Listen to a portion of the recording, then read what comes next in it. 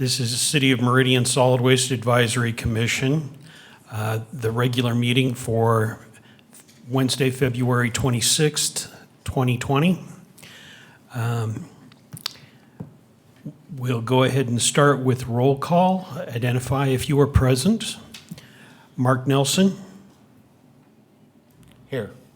Steve Corey. Here. Dave Neal. Here. Sean Keating. Here. Megan Larson. Here. Scott Walters. Here. Robert Wiley. Here. Isabel Cow. Here. Ex officio members, Councilwoman Liz Strader Here.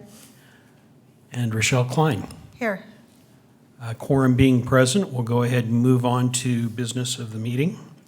First item on the up is the approval of the agenda.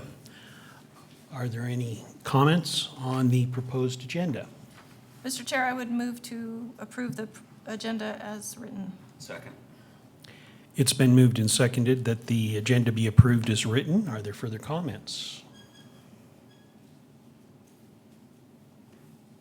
Sensing the commission is ready for a vote, all those in favor of approving the agenda as written signify by saying aye. Aye. Any opposed, nay. The motion passes. Thank you.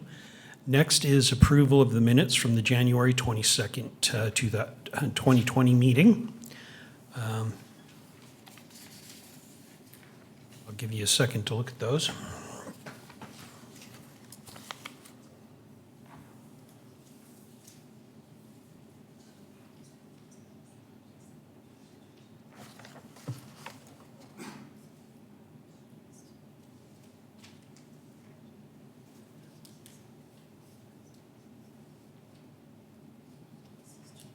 Mr. Chair, I would move approval of the minutes from January 22nd as written.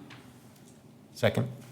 It's been moved and seconded that the minutes for the January 22nd, 2020 meeting be approved as written. Is there further comments? Sensing the commission is ready for a vote, all those in favor of approving the minutes as written for the January 22nd meeting signify by saying aye. Aye. Aye. Any opposed, nay? The motion passes. Thank you. Next on the agenda is community acknowledgement. I don't have anything in particular in that category at this point. So we'll go ahead and move on to program reports.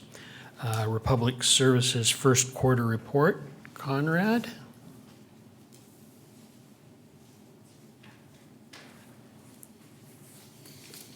Thank you, Mr. Chair. Commissioners, thank you for your time today.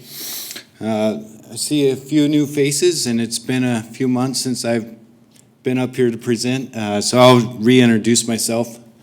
My name is Conrad McDaniel, Municipal Marketing Coordinator for Republic Services. Office is located at 2130 West Franklin Road in Meridian. I'm here to present on the first quarter report and the charts and graphs that I send out on a monthly basis for trash and hazardous waste. Each of you should have a copy of my files. I would recommend that you don't try and follow along with my presentation because it's not going to sync up with the materials in the same order. It's just going to give you a headache. So if you do have questions, feel free to stop me and we can address those.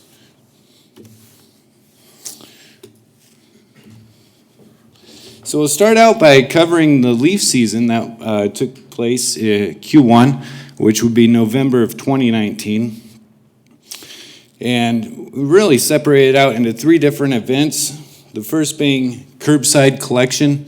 Residents were encouraged to set out leaves that they raked up and put into craft paper bags, set those curbside, and a separate leaf truck would come on their trash day and pick those up and take them away to be recycled. It was a good year for leaf recycling, a good year for leaves to be falling off the trees. That doesn't always happen, but right mixture of temperature there led to an increase of 12% in setouts and increase of 24% of cubic yards collected. So usually what we'll see is one of those two increasing, but not both of them, especially not by that much of a margin. So that's a good sign of a good leaf recycling season. The second part of leaf collection would be the public drop site we have at the Meridian transfer station. And that's available longer than the curbside collection program just because sometimes leaves don't always fall the way that we want them to on the calendar. Sometimes leaves will fall earlier in the year, sometimes they'll fall later in the year, and we can't just plan for that every time. So a backup, plan B for the public would be the drop site at the Meridian transfer station. It's free of charge, open to the public, and staged there is a 30-yard roll-off. And we emptied that thing about we emptied it 18 times for a total of over 500 cubic yards collected. So not only was the curbside program successful and heavily used, so was the drop site at the Meridian transfer station.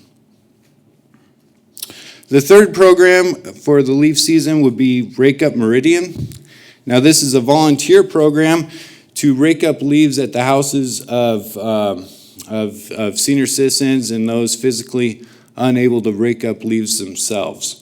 So it's a joint effort between Republic Services, City of Meridian Park and Recs, and 47 volunteer groups throughout the cities that could range from insurance office to Kiwanis Club at a high school to a sports team at a high school to a major corporation. So just volunteers getting together, and we send them out to houses that have signed up and asked for this volunteer service. It gets a little bit bigger every year. We raked up 176 homes, and it took about 1,000 volunteers to fill up over 3,000 bags.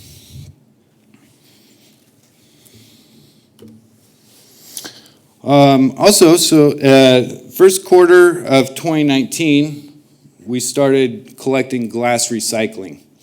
And so now we're 15 months into that program. And once we collect 120 cubic yards of glass that's recyclable, we're able to order a truck from Momentum Recycling out of Salt Lake City and load it up, and they'll haul it down to Salt Lake to the glass recycling facility there. And so so far in that first 15 months, we've made 3 truckloads. Again, we can max out before being illegally too heavy. We can get 120 cubic yards into each load. And each load will weigh 33 to 34 tons before being too heavy. So we could probably, actually, they told us we could get 160 cubic yards, and the first time we tried that, it was overweight. We had to bring it back, dump some out. So that's what we're finding pretty consistently, at least in the first 3 truckloads.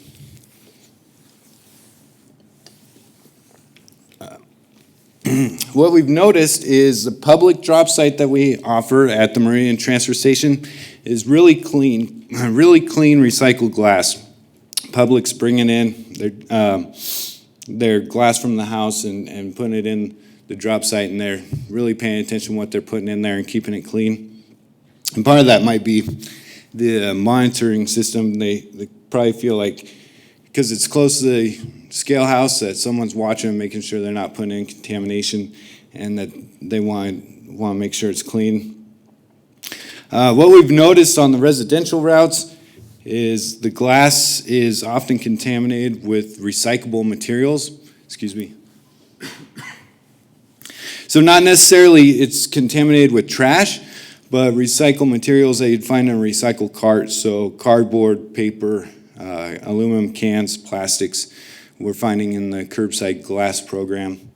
And that might be education on social media, outreach, and just say, hey, glass. If you're paying for the glass cart, make sure it's glass only, and commingle recycling material in your recycling cart. It could also be that the children are taking the recycled material out and, not sure what the difference is between a glass cart and a recycled cart, but that is what we've observed. So we have 3 ways to offer glass recycling in Meridian City. The first one is curbside subscription, and at the end of Q1, we had just under 200 subscribers. And when the program launched, we had 150 subscribers right off the bat, and it would fluctuate by maybe 1 or 2 subscribers all year long. And then all of a sudden, at the end of Q1, we added another 50 subscribers, jumping us up to 194. And I just looked at the number for the end of July, and that's up another 50 subscribers, up to nearly 250 that pay for the service every month. Set outs during Q1 was 244, which is about, just over 1/3 of the potential amount of set outs. So about 1/3 of them are putting it out on their monthly collection schedule. Tons did rise by 0.7 of a ton. Normally what we've been seeing is 3.1, 3.2 tons per quarter, but it's up to 3.9. And possibly by second quarter, we'll surpass 4 tons. The second option for glass recycling is the public drop site at the Meridian transfer station. Just like I had mentioned for leaf drop-off, we have a unit there for glass drop-off. One inside the gate, that's only open during business hours, and then a second one on the west side of the facility that's available 24/7 for the public. And yes? I didn't realize there was one inside the site. So that was going to be my question to you. The one that's 24/7 is a problem for somebody like me. I have bad shoulders, and I can't get that bottle up high enough to get in there. And I was going to say, isn't there a way I can dump it, or if it's on the inside, what is that facility like inside the fence? Mr. Chairman, Commissioner Wiley, thank you. I'm really glad you asked that question. Yes, the one outside the facility, it has a little doors, and you have to reach up, and a lot of people have to put one bottle at a time in there, and it's time consuming, and it is a reach. The one inside the facility is about waist high, and it loads ground up. So if you park your car there and open up the back, you can take your bin and just dump it from the waist down. Yeah, so it feeds that way. Over by the scale house, so when you drive through the gates, last time I saw it, it was on the right-hand side, but if you have trouble finding it, ask one of our employees there. They'd be happy to help you. Yeah. Any other questions? Okay, thank you. The glass recycling program accepts bottles and jars only made of glass, so wine bottles, beer bottles, pickle jars, and the like. Another service we offer at the Meridian transfer station is what we call hand-in-hand public recycling drop-off. It started out as commingle, but it's morphed into a cardboard-only offering. And it's for the public, and main purpose is to offer a solution for residents that don't live at a house and don't have a curbside recycling option. Also, for those that do, and they order in a refrigerator or a large TV, and that won't fit in your recycle cart, you can bring it to our hand-in-hand recycling box and free of charge dispose of your cardboard. And it's really been taken off. 2019 was probably the most successful year, but here with just 1 quarter under our belt in 2020, we have as many hauls as we did in that 1 quarter as we did in the first 3 quarters of 2019. So it's really booming, and I don't know if that's just awareness or if it's the many multi-tenant units that are going up mainly around the Meridian transfer station facility. One in particular, the lofts right there on 10 Mile. So it could be that driving it as well. You can see we are generating revenue for the Community Recycling Fund and earned almost $400 in rebates for that program. Okay, so my second portion of this would be to cover the charts. I'll just pause for a moment in case there are any questions from the commission. Members of the commission, do you have any questions for Conrad on the information he's presented so far on amounts of waste?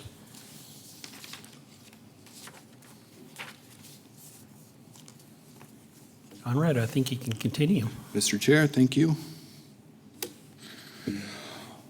Okay, so this would be in your packet for the charts, and this, we're looking at the slide for curbside recycle tons collected. And you can see a slight dip there in 18 and 19. And so what happened was in 2017, we as a community were recycling as we have been taught to do. And then at the end of 2017, it was announced the China green sword ban was coming down. And so we had to start a whole re-education process. And that's where you see the dip in 2018 and 2019. But I wasn't sure how far that dip would go, but you can see already in the first quarter of 2020, it's starting to look like it's projecting upwards again. So that's a good sign. Not a good sign is the cost of processing curbside recycling material. You can see there in 2017, we actually ended the year on a positive note, finishing net revenue above $7,000. And then the green sword came in effect at the beginning of 2018, and recycling prices really dropped. And that first year experienced a loss of over $300,000, and then again another jump down in 2019, and projecting a third drop down in 2020. And you can see the price per ton is driving that, of course.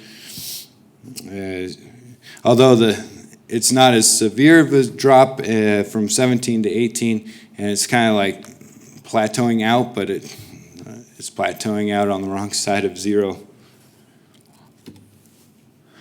Here's a comparison of how our market looks locally compared to domestically in the U.S. and foreign across overseas. So for paper is this first chart here.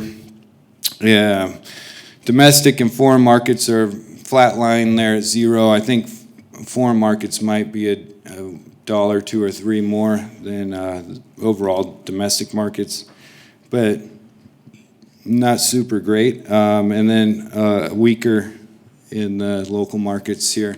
Local being the Treasure Valley area. Cardboard traditionally does a little better than mixed paper. You can see foreign market does better in the cardboard than it does locally and domestic, but all three above zero. So at this point, that's a good sign. And in fact, locally, we are performing better market price than the domestic market.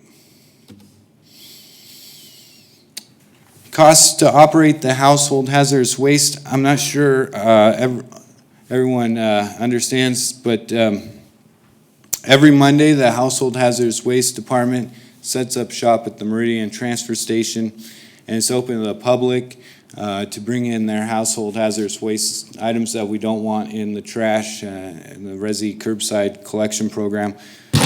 They are encouraged to take them to our Meridian transfer station every Monday, drop for free these items. And there is a cost to that, and you can see that it's steadily been going up the last 3 years, and projecting here in 2020 to pretty much mirror maybe a little dip, although it's too early to tell from what the expenses were in 2019. Any questions about the charts, Mr. Chair? Yeah, I do have one question on the household hazardous waste additional cost, is that because cost is outpacing usage, or is that because we're getting more material, which increases the cost? Mr. Chair, Commissioner Nelson, thank you.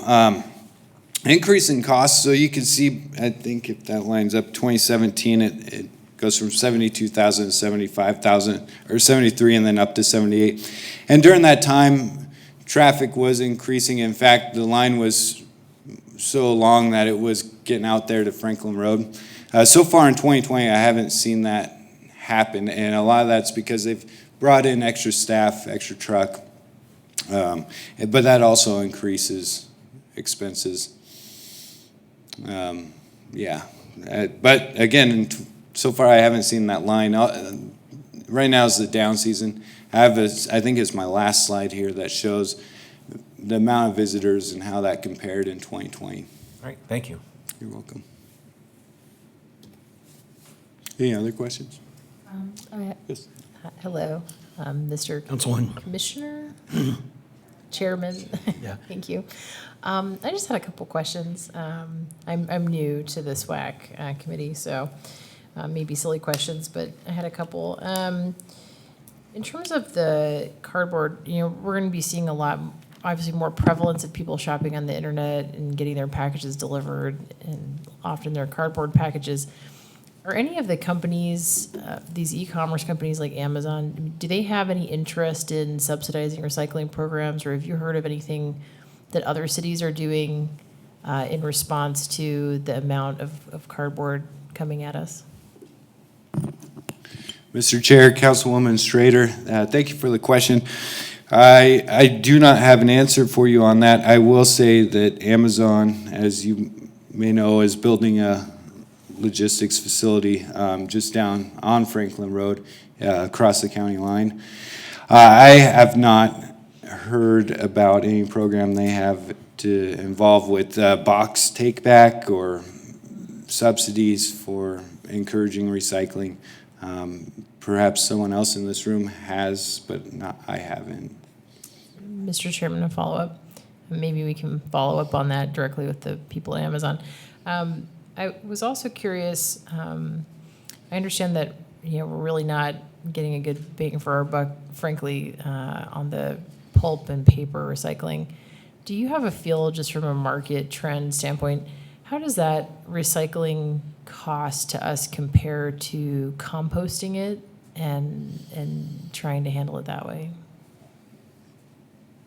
Mr. Chair, Councilwoman Strader, also a good question. I am aware of home composting programs or I don't want to say recipe, that's probably not the right term, but where it does include paper products in it. And the composting that I've experienced in this industry, at least in this area, does not involve paper products, but perhaps maybe Rochelle has something to add on that. Mr. Chairman and Councilwoman Strader, none of the local composting facilities are permitted to take paper, mixed paper. So you can add, in order to keep your produce scrap in the winter from freezing to the bottom, you're allowed to use a paper bag, like a paper grocery bag or newspaper directly. But the stickers on newspapers and the windows and envelopes and stuff become a huge contaminant and frankly become litter at the compost facility. So mixed paper isn't allowed at this time anywhere locally to be composted by permit. Yeah. Thank you. Members of the commission, any further questions or comments on the material that Conrad has presented to us? Mr. Chairman. Dave. Conrad, I know there are significant costs in operating the hazardous waste collection site at the transfer station. Is the county landfill still paying for the disposal of that material? And is that reflected here? I think that material is just collected and hauled to the landfill, isn't it? To the hazardous waste facility where the county pays for the packaging and the disposal? Mr. Chair, Commissioner Neal, All I can speak on is that it's the invoice we received from Stericycle for their operations at the Meridian transfer station. So, Mr. Chairman and Commissioner Yell, the answer is yes. So the county pays for all the disposal of all the materials. This is just logistics, so it's labor, trucks, it's the materials that they use in collection. So, but all the disposal is still handled by the county. So this is just to operate that one site for the labor and leasing the trucks from Boise City and things like that. Thank you.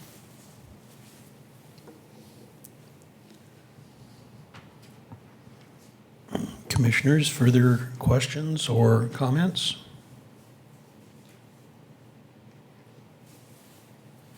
Thank you, Conrad. Thank you, Mr. Chair, Commissioners. I do have a few more slides if we have time. If not, We do. Go ahead. it's all in your packet, so I'll be brief. So these are the numbers from the actual quarterly report, not from the report with tables and charts. It's the written format. But yeah, just briefly, nothing here really sticks out to me as anything other than growth and natural changes here. Curbside recycling participation rate still at 91%. Collection has dropped 1.5 pounds per household per month. And that's just something that we've seen ever since the Green Sword Initiative and Re-Education Program came out. Again, there's almost $120,000 processed of material. Curbside trash, house accounts have been growing steadily at 5% for many years. And with that, the increase in tons, and we are seeing a 7-pound increase per household. It's not really anything different here. Commercial recycling looks, so it did take a minor dip, but I will say in 2019, every quarter in 2019, commercial recycling outperformed what it did in 2018. So I've been expecting commercial recycling to take a little bit of a step back just because it was doing so well in 2019 that I've never seen it perform like that. So I expected it to dip, and maybe this is the dip, and we'll see that increase here in the next quarter or two. Commercial trash tons increasing. Industrial, so roll-off compactors, the recycle tons are up and trash tons are up.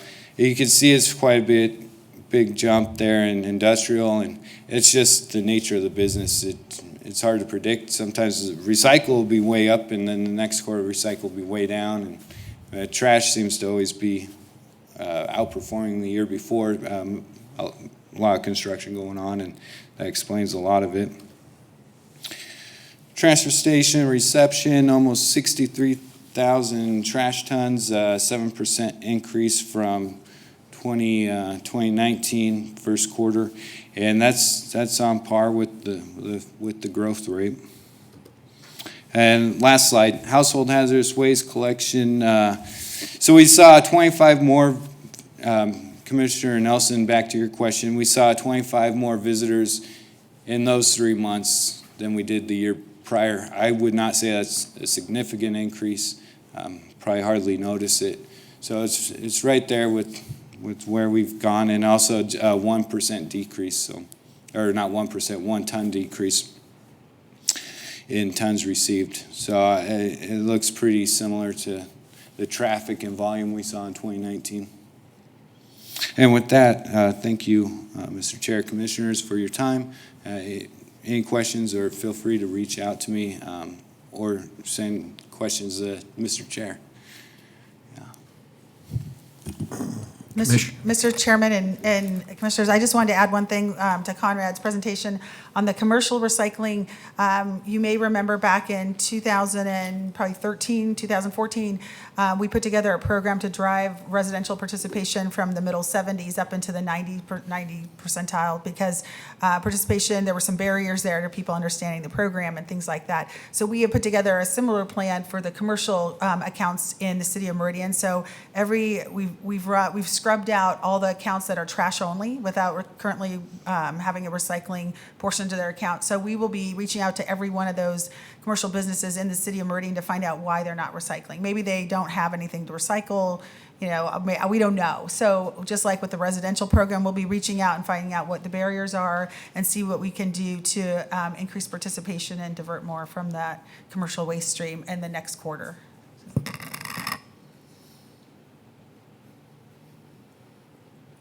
Members of the commission, any questions on the presentation? Thank you, Conrad.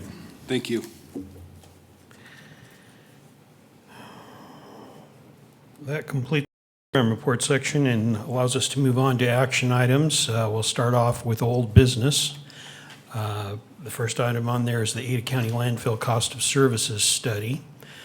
Since our last meeting, the Landfill Division has recommended a $29 per ton rate for waste delivered to the landfill, to the Ada County Board of Commissioners, and the Ada County Commission has approved that $29 per ton rate.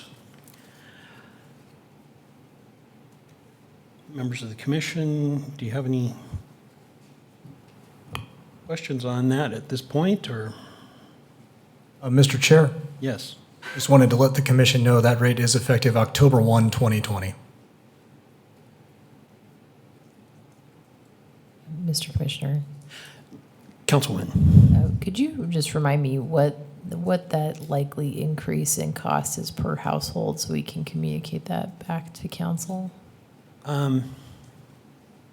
I would not presume on Republic as far as Republic needs to go ahead and work through that system and figure out what they're going to request us for the coverage.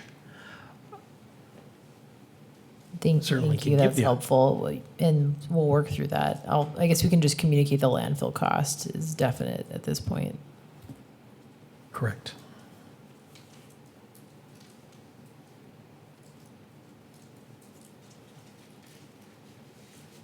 Okay, I think we'll move on to the next item in old business. It is MIAC recycle signage. Tom, I think you're going to pick this one up. Thank you, Mr. Chair, members of the commission. As you may remember, last month, we got to see the proposed literature advertising what can go into the containers. I hope you all were able to review that in our last month and are prepared to vote on that today.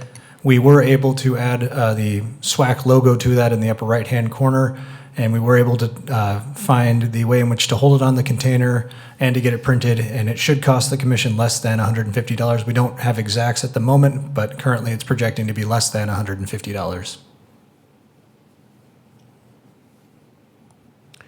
Members of the commission, do you have any comments or questions of Tom on the proposal? Mr. Chairman, I just had a different question on those recycle containers because they don't appear they've ever been emptied. They are overflowingly full.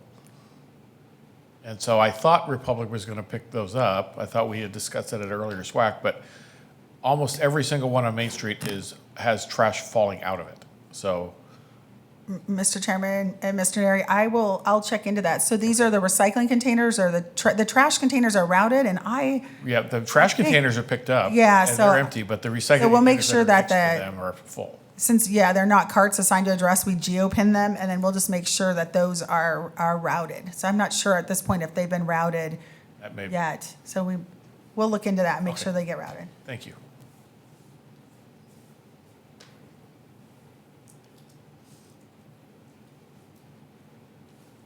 Mr. Chair, I noticed those are often full of contamination, so I'm very excited to have them properly signed, and I would move to approve the MIAC recycle signage as presented. It's been moved that the commission go ahead and obtain approval to, well, I guess that would be within our, okay.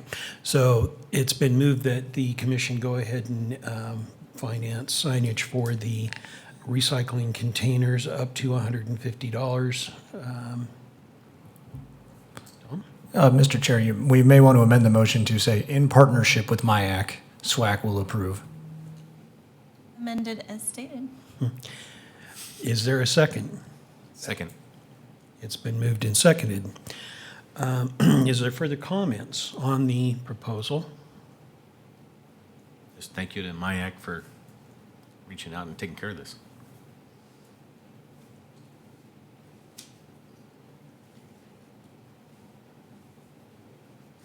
Sensing the commission is ready for a vote, all those in favor of the motion to finance in partnership with MIAC the signage for the recycle containers, signify by saying aye. Aye. Aye. Any opposed, nay? The motion passes. Tom, I believe that's, we can just go ahead and delegate that to you to go ahead and complete the activity on that. And then, once we get a receipt, it can be submitted for reimbursement, correct? Yes, sir. Thank you, Mr. Chair. Members of the commission, we will proceed, and when invoiced, we will submit that to the commission. That completes our old business and allows us to move on to new business. The first item under new business is the SWAC Waste Management Plan Subcommittee update. Mr. Chair, Commissioner.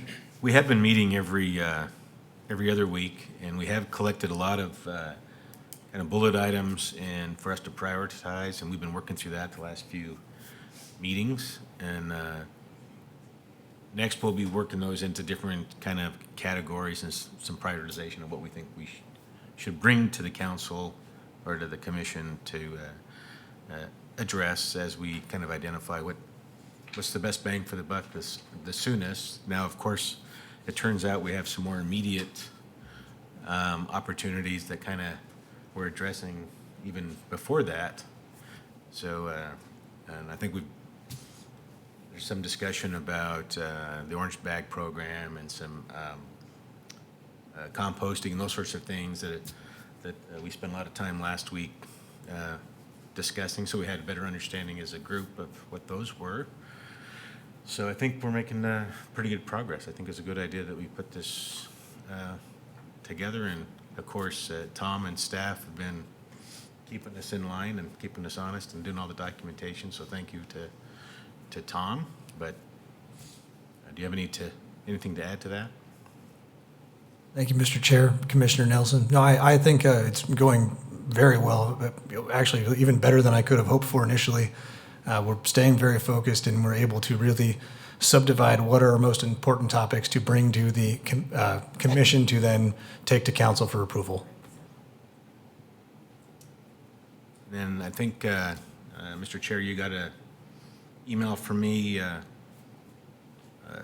towards the end of last week that after we discuss, I guess today, you can send out regarding preparation for a March presentation from Dow. So there'll be more to follow later in the week for just a reminder of what to kind of consider leading up to that discussion in a month. And that would be of the orange bag program, but yes. Thank you. Members of the commission, do you have any comments or questions of Mark or of Tom on the information of the subcommittee?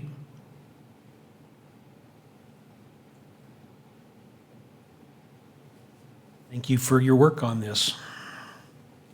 The next item on the new business is recycle a bicycle for 2020. And I think primarily we're wanting to remind people that that will be coming up, and it would be part of the Get Outside and Get Unplugged program with the park department. I'm being presumptive. Rochelle, you are willing to go ahead and help make that happen this year? Yes, Mr. Chairman, we are ready again. We've been fixing bikes all year long. We have the VRT storage facility on Nampa Caldwell Boulevard, and I think we have plenty of bikes for all users. And we give away about 15 bikes per month, even right now, mostly adult women and adult men. And we're ready to go. So we're geared up for Meridian Unplugged, and I think Tom's going to probably work with the Parks Department on when they're going to open enrollment for people who want bikes, and then we'll get a finished list after that window closes, and then we put together kind of a bike store like we've done in the past. And people come and get their bike, and we fit it to them and make sure the tires are pumped up and things like that. So it's actually a really great program, and we're looking forward to it again this year. When is the date for that? Thank you, Mr. Chair, Commissioner Nelson. I will get back to you as soon as I get it. And so with that, obviously, it's now open for anyone who would like to identify that they would like to volunteer to assist Rochelle in getting these bikes ready and being there at the park to go ahead and deliver bikes. Are there any members of the commission that would like to go ahead and be involved in this activity? And certainly, we'll be looking for someone to be the liaison to go ahead and lead to make sure that we're in direct communication with Republic and on getting this event going. Well, Mr. Chair, I'd like to volunteer to participate. I think I've learned my lesson, all you new to the board. If you volunteer once, you own it for a long time. But no, that's near and dear to my heart, so I will be participating, and if I need to help chair that, or if somebody else would like the opportunity, I'm okay with that also. And we've done it a couple years now, so we've learned some lessons.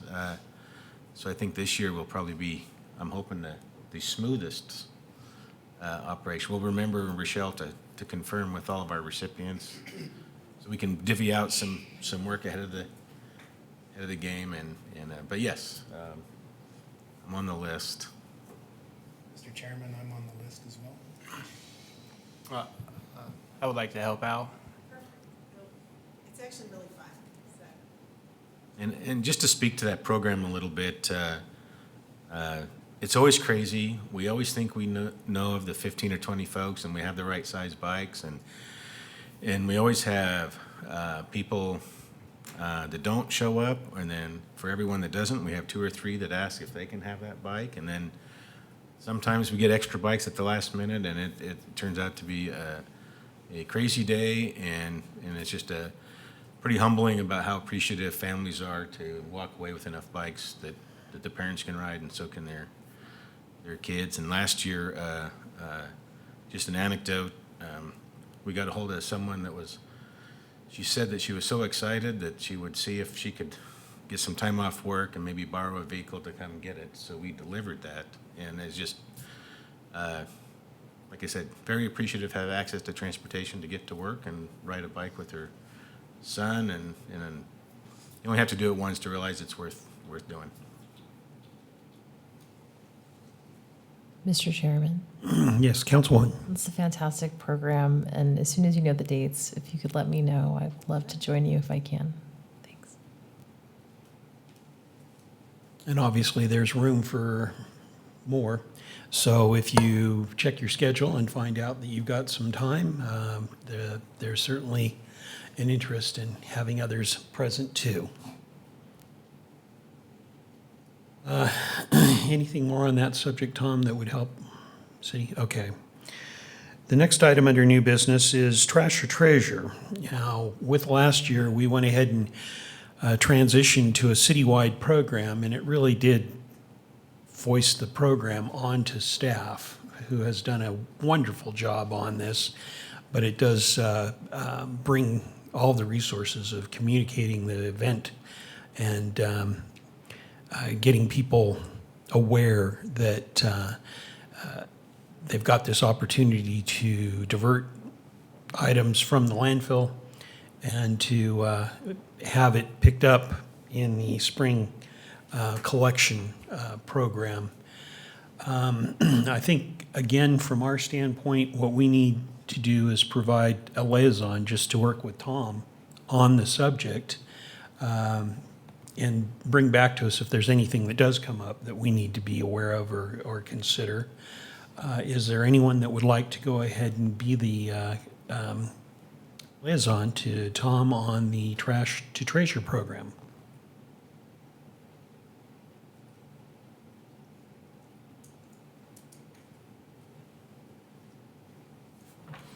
Mr. Chair, I'd be delighted to help. Meg, thank you so much on that. And Tom, is there anything on that program that, above and beyond opening a communication conduit, that is helpful to you? Thank you, Mr. Chair, members of the commission. Just a couple things. It's going to be May 2nd and 3rd. It will directly precede our spring cleanup, as it always does. We plan to use a lot of our outreach material that we've already made, perhaps do just a change of the dates on our flyers because the rules have not changed, do a change in voiceover on our video advertising, and we'll probably have another live event on a couple different social media platforms to continue to get that message out there to the public. Given the success last year, I feel as though it will only be more successful this year. Members of the commission, any questions on? I just have a question. Now, in the past, it seemed like Recycle-A-Bicycle and Trash and Treasure ended up on the same weekend. So we had to kind of divide and conquer that weekend. Is that likely the same scenario? Mr. Chair, Commissioner Nelson, at this point, I'm not sure because Parks hasn't let me know when the date of unplug and get outside is. So as soon as I know, I'll let you know. But the one thing that'll make that a little bit easier is continuing to be a citywide program and being able to reuse our original resources. The amount of legwork involved should be substantially less this year than it was last year. I would ask all members of the commission during that event, when it occurs, May 2nd and 3rd, if you come across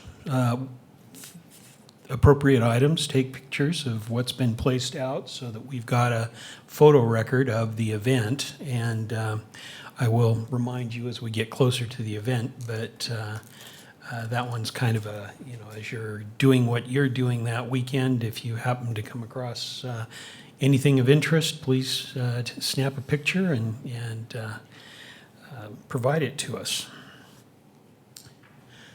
And with that, we'll move on to the next item under new business.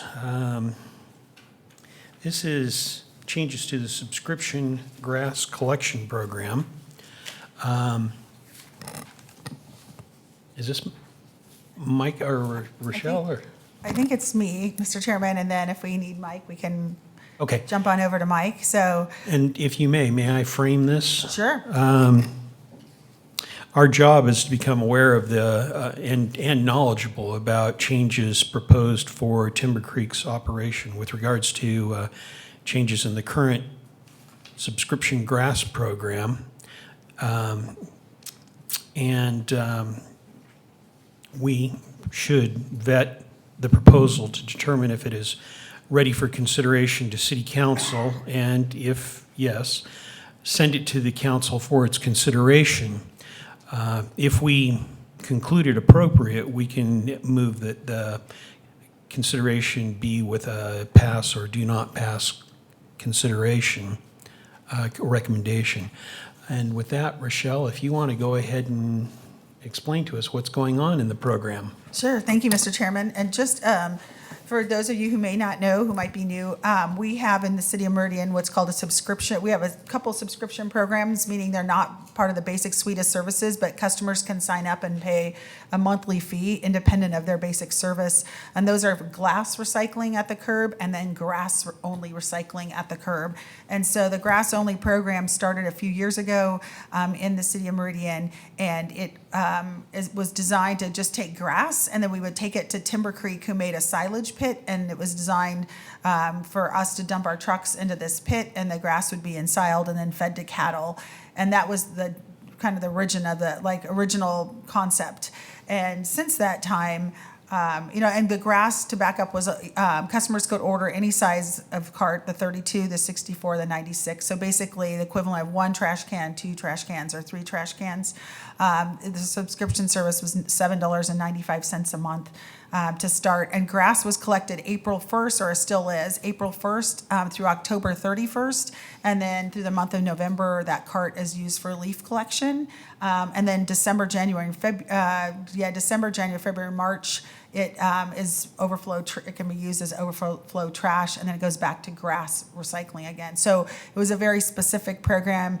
We had a lot of participants at first, and then they backed off as they realized that the program was just for grass. So it was really to deal with the pulse of, organic material just really during a fairly, small portion of the year. So we've had a lot of requests to add a program similar to what Boise has, which is year-round full composting. And so this past December, Timber Creek Recycling, who has been taking the grass for the grass silage program, secured the permits from DEQ and Central District Health to move the grass silage program or grass only program into a full composting program. And so what would change would be the types of materials that would be available. So it would be more traditional leaves, tree branches, stumps, limbs, grass, fruits and vegetables or produce, trimmings, yard and garden waste, pine cones, pine needles, coffee grounds, tea leaves, coffee filters, tea bags, and eggshells. And those are pretty much that's the kind of core of the program. All these compostable materials would be accepted the same day as trash year-round. And not accepted would be this basic like dairy and then fats, oils, and greases, breads, grains, pastas, meat and fish and bones and things of animal nature. So, and all plastics. So no compostable plastics, no plastic bags, anything like that in the residential program. The change, like why the change, and that's really customer driven. We've had a lot of requests over the years. Meridian is generally has historically been single family homes and lots of grass and yard debris that really drive the numbers up for us during from spring until fall. A lot of what we collect here is organic material, so we've had a lot of requests for composting and not just grass only.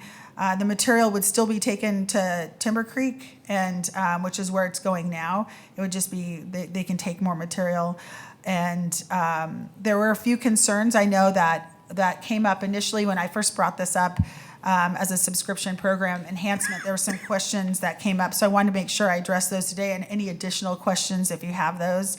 I guess I want to say first, Timber Creek is not new to this industry. They've been doing this 3 generations, over 50 years. They have the wood grinding contracts at both Ada County and Canyon County landfills. They run feedlots and they compost already on site. They belong to the U.S. Compost Council, Biocycle, Idaho Solid Waste Association, so they keep up on their training. They're very familiar with best practices, and we collaborate pretty closely with them on all products and services that we offer that they take. So they're our longtime vetted partner, I guess, of ours, and so we're pretty confident that this will be fine going forward. A couple concerns I just wanted to address is what if Timber Creek facility fills up or shuts down because of regulatory concerns or reasons? That we have a contingency plan in place there.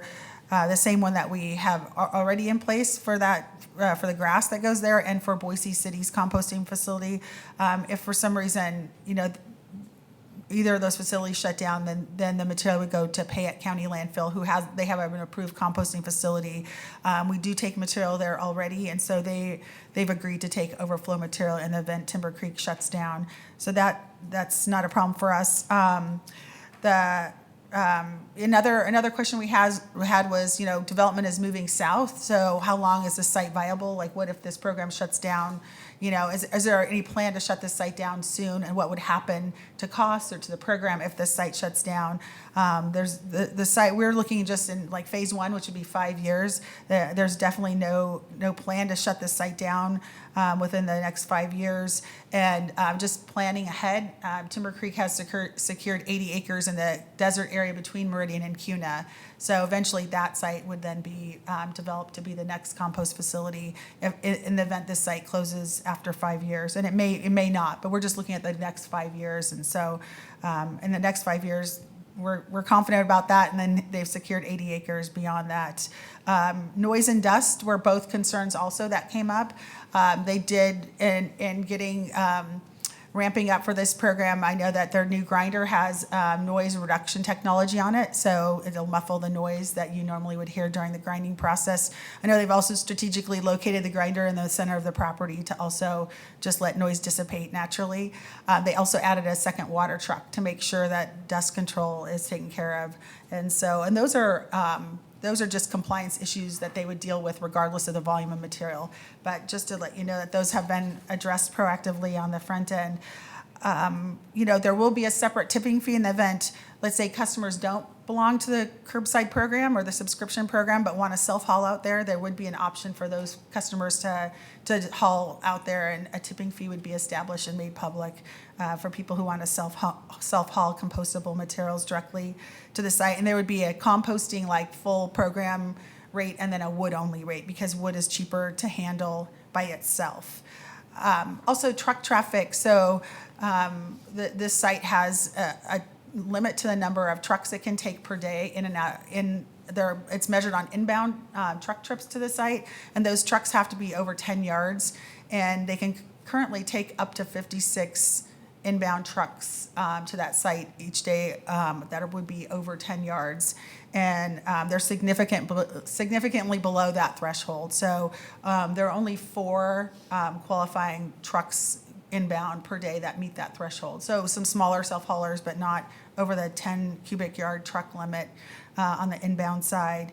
And if this program winds up like really blowing up and lots of people sign up, a question was asked of us, would we be able to secure the trucks necessary to keep up with it? So, we have to forecast trucks always and make sure we have lead time to get those. And the answer is we would definitely be able to keep up with the trucks. So we have spares in the yard that could cover the routes until we could get the permanent trucks in. So keeping pace with a growing program is definitely doable from our side. And the soonest, this program, we're going to launch the grass-only program just per usual on April 1st. So we'll be sending out on our company app and on text message and stuff, reminders and postcards to the people who are already signed up for that program on April 1st. There is potential if the SWAC recommends this to council and council reviews it and decides to move forward with it. We are working on just the regular materials to go out, and then we have a separate set of full organic materials that we're working on, because we know this is probably eventually coming to one of the areas around here. Now that this is offered, there's been a lot of interest. So we are working on those materials. There's no reason to rush it, though. So even if we soft launch and we go grass only in April, and maybe council looks at this and everyone decides to move forward in June or July, that's fine. There's no, the grass only program will run as it's scheduled to run. And if we need to expand it and add the full composting suite of services, we're happy to do that at any time. And outreach materials, we'll send those to the city for review to make sure everyone understands the program and what it entails, and how to clean their cart and when they put it out, and what the size of carts are that are available and things like that. And just some of the benefits, we were asked if finished compost will be made available back to the participants, and the answer is yes. It's going to be a little bit trickier with a subscription program than a full citywide program, just in that if let's say 10 or 20% that people are participating in helping generate the compost, but more people want it back, there's going to be a supply and demand issue. So we'll need to make sure it's either staged at our transfer station or out at Timber Creek or someplace where we can monitor, make sure people have like a receipt or some sort of validation that they're participating in the program, so that they're the ones getting that back. But that is part of the program. We've definitely built it in to make sure that we close that loop and the people participating are getting finished compost back. I can say as a compost recipient, I participate in that program in Boise and get it back, and it's pretty amazing to put that on your lawn or in your flower beds. It's really good stuff. So, the nice thing is too, you get a jump on leaf season. So we always, in addition to having the program in November or the drop site at the Meridian transfer station, we would also encourage people that are participants, the second leaves start falling, we start capturing those. There's no big buildup for leaf season. It just really is much more manageable. And then I know that when we've rolled this program out in other areas around the country, we always kick it off with these smaller, just a subsidized kind of low cost under the counter, under the kitchen sink, 2-gallon kitchen compost bin, which has traditionally been like a huge hit. So we would, in the event this was approved, plan on getting those, ordering some of those and making those available to customers as well. So with that, I'm happy to answer any questions, or if you have questions for Timber Creek, Mike McGurdio with Timber Creek is here to answer questions as well. And with that, we're happy to answer anything. Bless you. Members of the commission, do you have any comments or questions on the material that's been presented by Rochelle? That was a lot of information, Rochelle. Well, I put it on a single page, so if And, it's more than a single page, have the answer. but it's not that I have too many questions. I'm just curious if, before we ask questions, if Mike wanted to address whether we have questions or not. I didn't know if you would like to speak first before we ask any questions? No, she covered most of it. Okay. She did a good job. Mr. Chair, Rochelle, and thank you for the handout and all of that information. I think you covered a lot of what the questions were. I just want to make sure that I am clear. So the inbound truck limit of 56 trucks, what does that mean in terms of participation in, like if all 35,000 households decided to participate, would you still be able to do that with the 56 truck trips, or would that, I mean, I recognize they probably won't, but what does that mean in terms of capacity? Yes, Mr. Chairman, Commissioner Nielsen, yes, we would be able to definitely, we've talked about that scenario, and if everybody participated, even then, we wouldn't hit that number per day, but we would also leverage then the transfer station and consolidate loads and take a transfer trailer out there, which is greater than 10 yards, but we would be able to, that would reduce it down to one inbound trip versus, 3 trucks. So we have that option as well.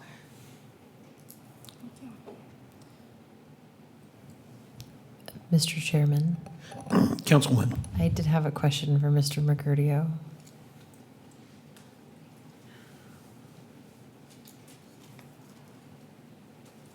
Thank you.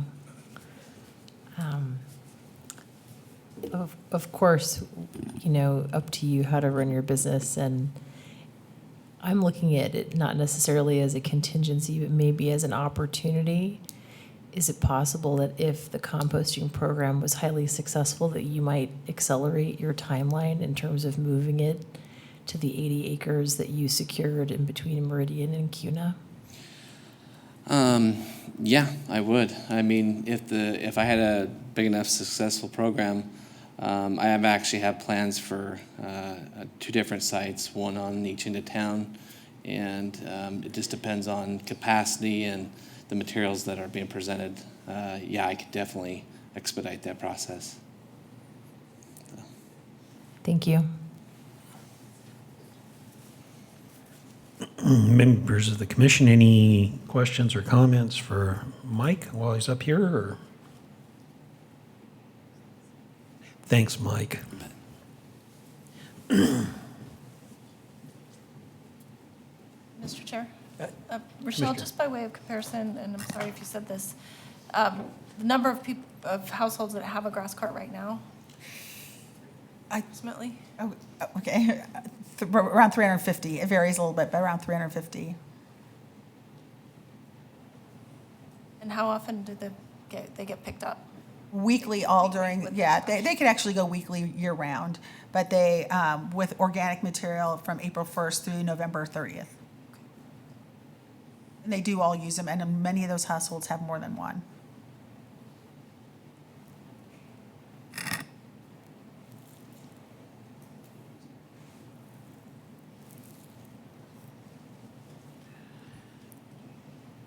Rochelle, are there any thresholds? Well, I guess, will this be offered at the same price that it is currently offered to to subscribers? Mr. Chairman, the answer, yes. It would be an expansion at the same price, at least for the foreseeable future, unless we find that's untenable for some reason. But yes, we're planning to launch at the exact same price that's already been approved by the city. Okay, and so I think based on the way you answered that, then as far as the follow-up question on this, are there any thresholds you foresee that might require an increase in the cost to the subscribers? You probably don't have anything at this point that. So, Mr. Chairman, we actually have thought about that, and so right now, the way the finished compost on operating expenses would be fine.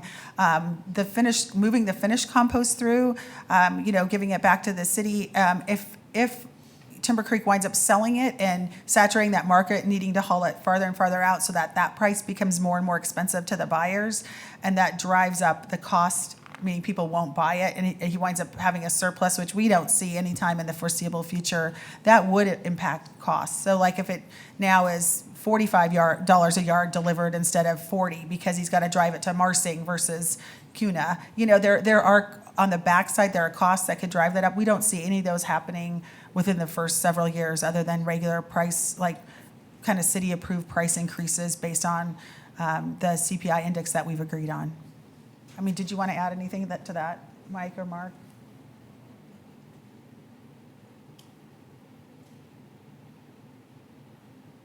And I'd just like to ask the question, or a discussion, I guess, about,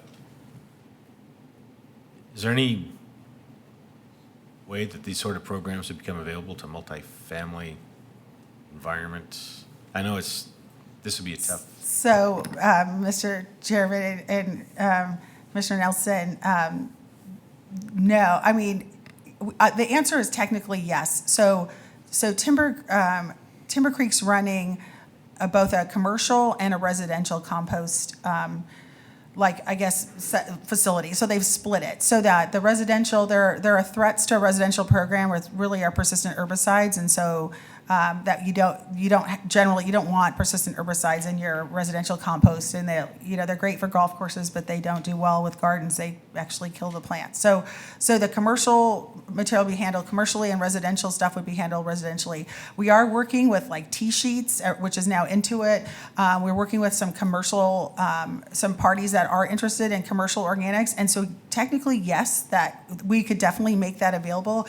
It would be on a case-by-case basis. I mean, that's where around the country we find the highest levels of contamination are in the multifamily sector for commercial organics. And it would be, so I would say that's doable with the right complex, and it would take a lot of, support, educational support. We launched Whole Foods, probably 7 years ago now, and it took us probably 3 or 4 months of working with them on a weekly basis to get that program running, and now it's been really seamless for years. And they have a turnover of employees, which I would think is kind of comparable to turnover of tenants in a multifamily complex. You need to have strong leadership there, but definitely it's doable with the right complex, I would say. And I mean, do you have anything to add to that, Mike? Probably. I would definitely say that's an option, and we can come up with pricing, and we could come up with routing, and we could make that happen. We would just need to make sure it's a committed partner, and that the city is supportive of it, along with residential, that they look at both the commercial and residential kind of programs. Right now, the residential one is easier to bring forward because it's a modification of an existing program, and we don't have any commercial organics, so that might be a heavier lift at the SWAC level and council level. It's just what I'm thinking, but we can do it. Thank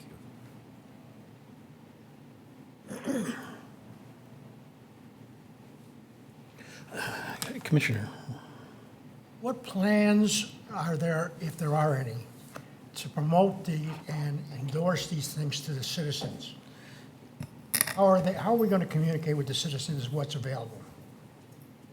So, Mr. Chairman, Commissioner, we've talked about this. So it is a Republic Services run subscription program. So it would be really the advertising, the onus would be on us. So it would, we can share it with the city, and the city can offer it like they would any other subscription program. But we have an app, like a Republic Services app, that we can push out information on via text message or email blasts. We have a website. We can certainly share it with, like any of our programs, we can share it with the city. The city uses social media to, advertise programs that are available to residents.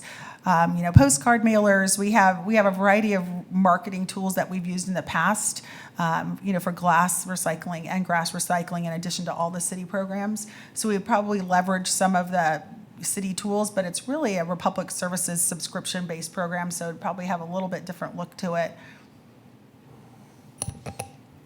Mr. Chairman. Mr. Chairman, I was just looking on this. Rochelle, remind me on the grass program, is the billing done through MUBS or billing done through Republic? Mr. Chairman and Mr. Neri, the billing is done through Republic. Okay.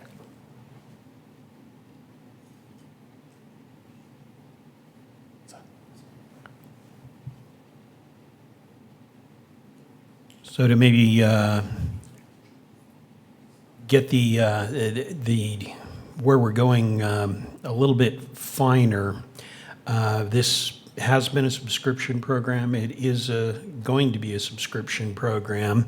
It's something that Republic has graciously shepherded, and it is a program that they've got, though it was brought before council for its initial launching, and so it would need to go before council for adjustments and such, and so that's why it's we're having this before us, is for us to be able to go ahead and vet it for the council and check and make sure we don't have any issues associated with it. With that, are there any further questions or comments? Mr. Chair. So you kind of going back a little bit to the multifamily option. It says only subscription. Is there any option at the transfer station to drop off these materials currently? Thank you for that question. Mr. Chairman, Commissioner, no, the only, other than wood, there would not be a drop-off option, just because of the space limitations and then the cost. And generally, it needs to be moved through really quickly, especially on a commercial scale. We wouldn't want it sitting in the sun, and it's pretty warm. But the wood, just with the exception of wood, we can take wood at any time.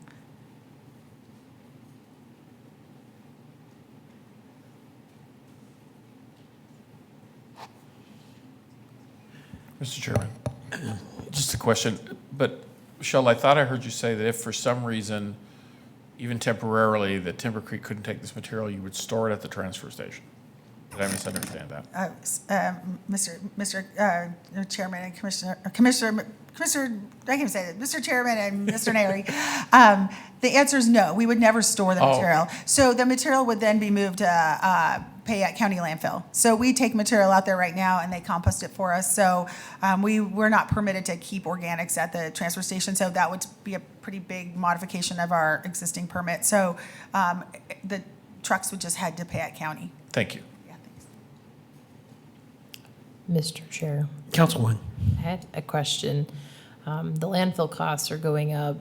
I would be interested, food waste is a big part of what people throw away, and I would be curious to take a look at how the cost of recycling by composting compares once it flows through the system and Republic has some more information, how that kind of compares to just taking waste to the landfill, so that we could kind of have all that information at our fingertips as we're making decisions on a really holistic basis for the city.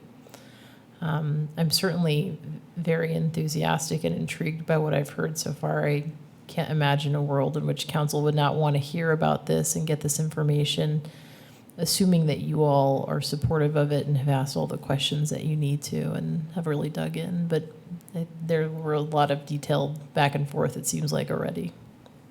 Thank you. Rochelle. Mr. Chairman and Councilwoman Strader, the answer to the landfill piece is the landfill is probably always going to be cheaper.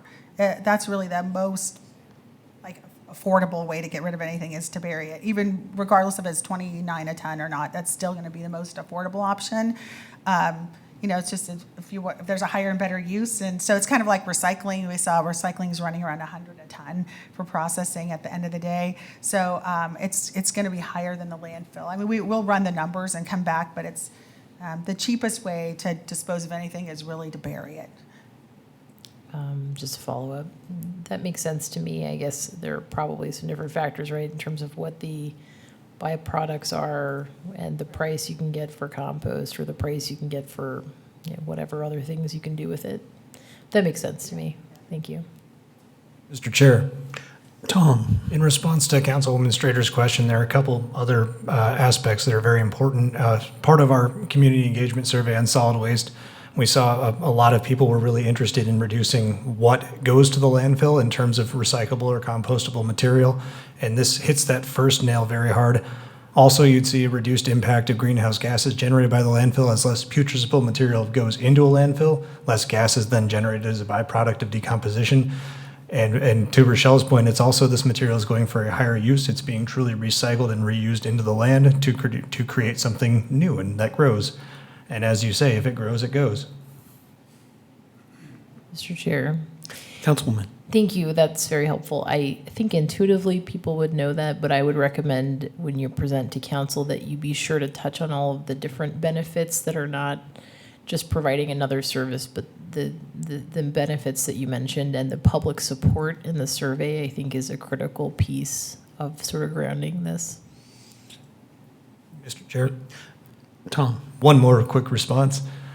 Currently, Ada County is conducting a waste composition study. So we would also be able to probably, in just a couple of quarters, I think they're in the second quarter of it now, but I'm not sure. But within the calendar year, we'd probably have a better understanding of just what percentage of our waste is compostable, which would give us a little bit more ability to forecast on waste stream impacts after the study is completed. And Mr. Chairman, Councilwoman Strader, I can tell you in the city of Boise, we're collecting on average about 66 to 68 pounds per household per month on a year-round average. So it's a pretty significant portion of the waste stream is being captured. And in the cost of the program, we do look at avoided disposal costs. Even though it's more expensive to process, we do look at what we save by not throwing it away, and then what on the backside we would get on the sale of the material. So that formula is in there, and we can share that. But just to give you an idea of what participation is, it's like in the high 90 percentile for Boise City. It's maybe 96% of the households participate, and we get about 66 to 68 pounds which is a lot of material on average per month.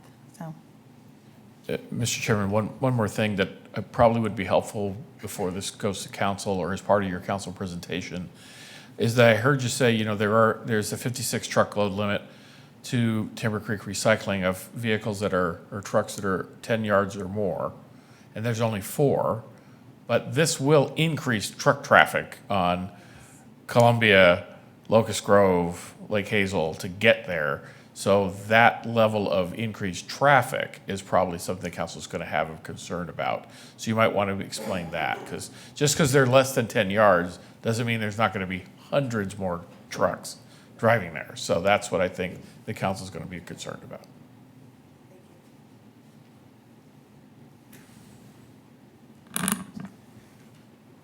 Sean. Mr. Chair, with all this, this is exciting information.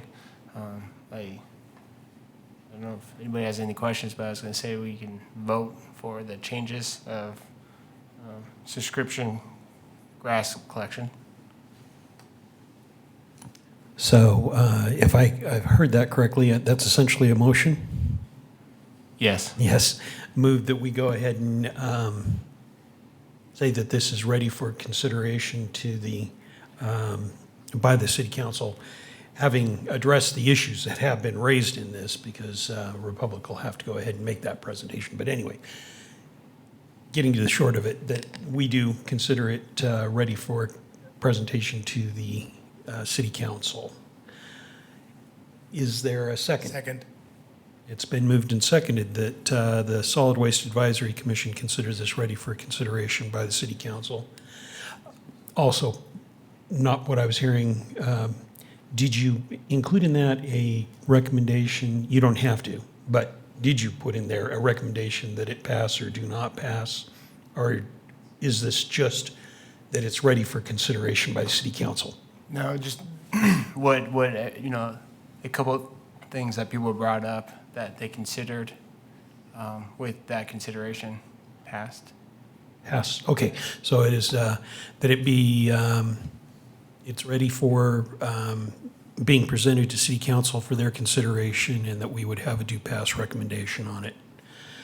Is there further comment on the motion?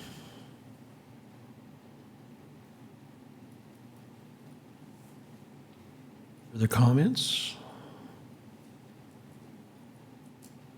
Sensing the commission is ready for a vote. All those in favor of the motion to go ahead and pass this on to City Council for their consideration with a do pass recommendation signify by saying aye. Aye. Any opposed, nay? The motion passes. Thank you. And with that, we complete the items that are on our agenda. The next meeting is scheduled for March 25th. As mentioned, of course, we will have a discussion of the Orange Bag Program. I think city staff will go ahead and give us a presentation on waste trends in the city.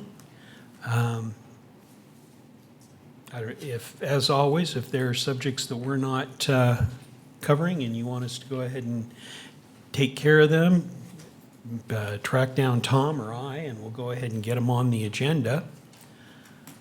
Are there any further comments associated with the proposed subjects? If not, thank you, and we'll go ahead and stand adjourned. It's 20 minutes after 5.